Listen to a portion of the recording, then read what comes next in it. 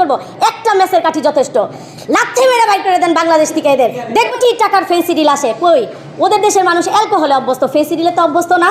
রাষ্ট্রমন্ত্রী সে বলেছে যে ভারত এবং বাংলাদেশের সম্পর্ক হচ্ছে স্বামী স্ত্রীর সম্পর্ক। এখন আমার কথা হচ্ছে স্বামীকে আর স্ত্রীকে, স্বাভাবিকভাবেই আমরা হচ্ছি স্ত্রী এবং ভারত হচ্ছে স্বামী। এবং আমি মনে করি যে আমরা কেন 1971 সালে ঢাক ঢোল পিটিয়ে আমাদের ভারত বিয়ে করেছে, এরপরে থেকে আমাদের দেশে থেকে উপঢৌকন নিয়েই চলেছে এবং এখনও অব্যাহত আছে। বাঙালি জাতির গর্বের পদ্মার ইলিশ পর্যন্ত বাঙালিরা খেতে পায় না, আমাদের স্বামীর বাড়ির লোকেরা ফ্রি খায়। আমরা কিন্তু পদ্মার ইলিশ চোখেও দেখি না, কিন্তু তারা উপঢৌকন হিসেবে পদ্মার ইলিশ ফ্রি খায়। টেকনাফ থেকে তেঁতুলিয়া পর্যন্ত যেখানে যাবেন সেখানেই দেখবেন ভারতীয় পণ্যের বিস্তার,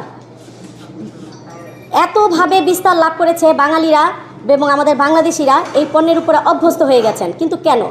মাংসের দোকানে গেলে আপনারা বলেন দেশি গরু আছে, মুরগির দোকানে গেলে বলেন দেশি মুরগি আছে, পণ্যের বেলায় কেন বলেন ভাই যে ইন্ডিয়ানটা আছে কিনা? আসলে আমরা এর উপরে অভ্যস্ত হয়ে গেছি, যার কারণে আমাদের উদ্যোক্তারা, আমাদের চাষিরা এবং আমাদের ব্যবসায়ীবৃন্দ সবাই কিন্তু ক্ষতিগ্রস্ত এবং কোটি কোটি টাকা ভারতে পাচার হয়ে যাচ্ছে।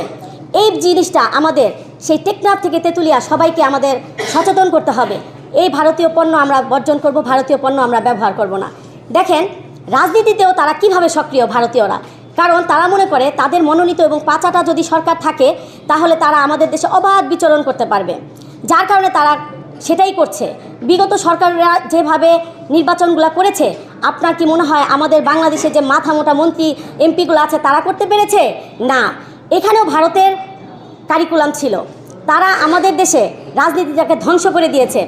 দেখেন আপনারা যারা ভারতে গেছেন আপনি দেখবেন, আপনি যদি ডাক্তার দেখান আপনার ঠান্ডা লেগেছে দেখবেন তো ফেন্সিডিল তারা প্রেসক্রিপশন দেয় কিনা? দেয় না। কিন্তু এই ফেন্সিডিল ম্যানুফ্যাকচার করে শুধু বাংলাদেশিদের জন্য। আমাদের বাংলাদেশের বর্ডার দিয়ে কোটি কোটি টাকার ফেন্সিডিল আসে কই ওদের দেশের মানুষ অ্যালকোহলে অভ্যস্ত, ফেন্সিডিলে তো অভ্যস্ত না।